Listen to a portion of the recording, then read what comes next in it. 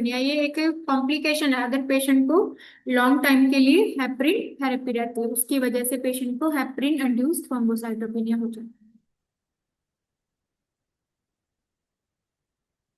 ठीक है। कब होता है पेशेंट को? जब हम पेशेंट को heparin at least 5 to 10 days start कर देते हैं, 5 to 10 days after starting the heparin. अब इसमें क्या होता है, जैसे ही हमने पेशेंट को हेपरिन हमारे बॉडी के अंदर जाता है, तो हेपरिन क्या करता है, हमारे जो बॉडी के अंदर प्लेटलेट्स होती हैं, ठीक है, तो हेपरिन हमारा बाइंड होना स्टार्ट हो जाता है प्लेटलेट्स के साथ। तो प्लेटलेट्स के साथ बाइंड होके,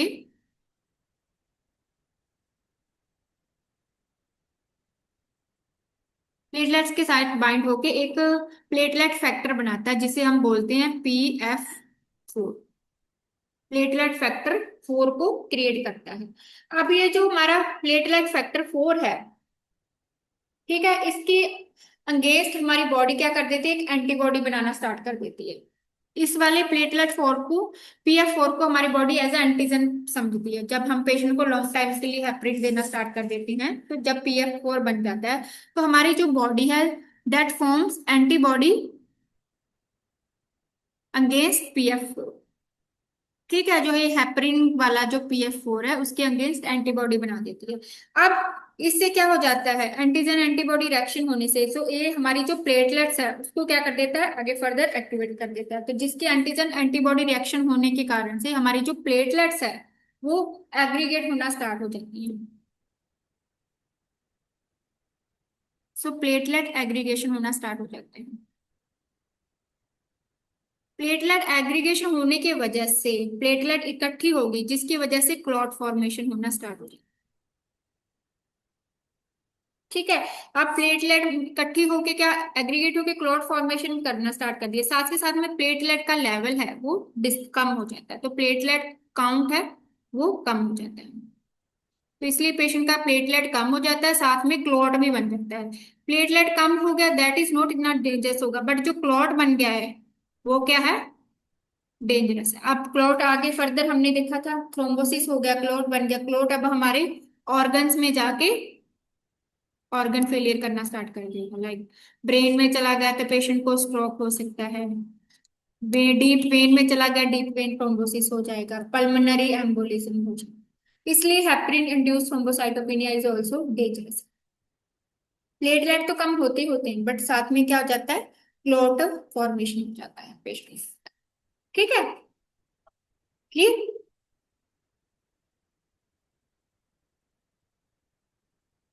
अब हमने क्या करना है, अगर पेशेंट को ऐसा हो गया, प्लेटलेट हेपरिन चल रहा है, तो वी हैव द स्टार्टिंग जो ट्रीटमेंट है, इमीडिएटली हमने पेशेंट का हेपरिन क्या करना है, स्टॉप करना है। ठीक है। अगर वैसे भी पेशेंट को कोई हेपरिन वाला चल रहा था, ब्लीडिंग होने लग गया था, तो फर्स्ट हमारा एक्शन क्या होएगा, stop the heparin immediate. First priority action will be there, stop heparin immediately. अब हेपरिन की जगह पे हम अल्टरनेटिव, पेशेंट ऐसा जिसको हम एंटी कोगुलेंट तो देनी है, बट हम हेपरिन की जगह अल्टरनेटिव कोगुलेंट भी दे सकते हैं। अल्टरनेटिव कोगुलेंट में आप क्या दे सकते हो, उसके आप एग्जांपल्स लिख लो।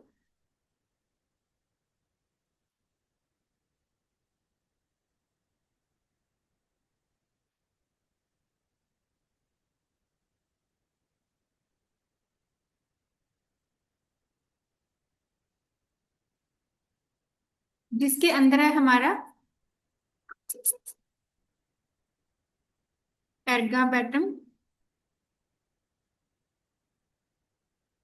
एर्गाट्रो, बैन, ठीक है, अपेक्सी बैन भी दे सकते हैं हम। देन एक है हमारा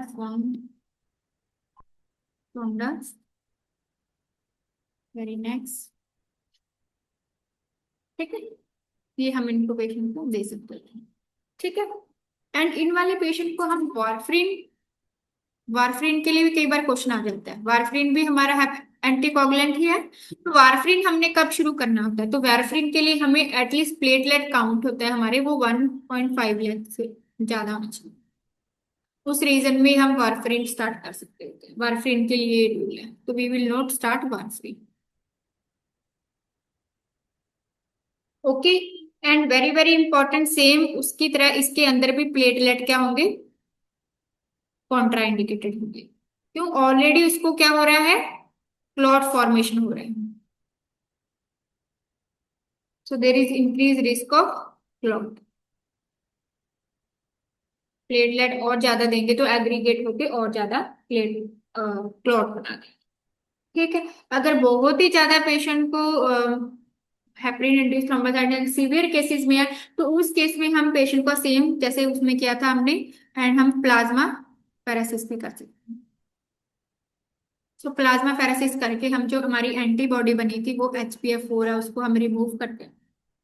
ठीक है। या फिर हम अगर क्लॉट बन गया है तो हम क्लॉट को भी थ्रू सर्जिकल सर्जरी करके हम क्लॉट को रिमूव कर सकते हैं, तो through surgery we will remove the.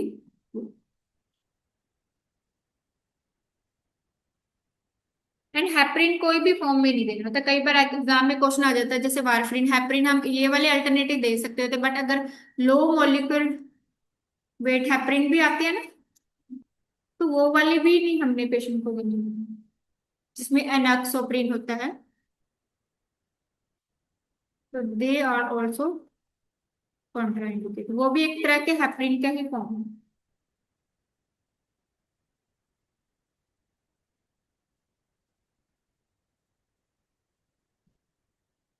Thrombocytopenia has a severe headache.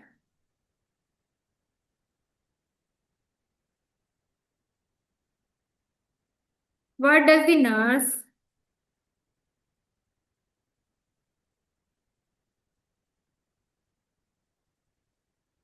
Interrupt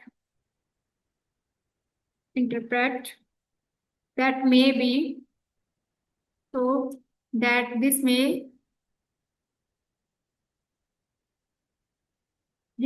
indicate। Options हैं stress of disease,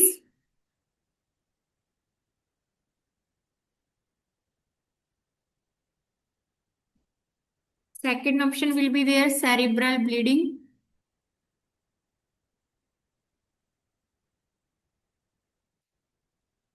third one is migraine headache,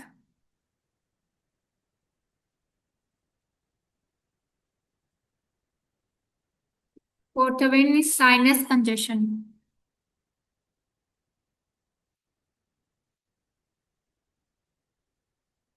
So what will be the correct answer?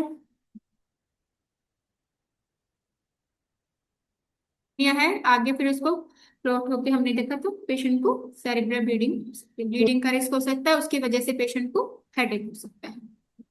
तो इस तरह के एग्जाम में क्वेश्चंस आते हैं। ठीक है। एंड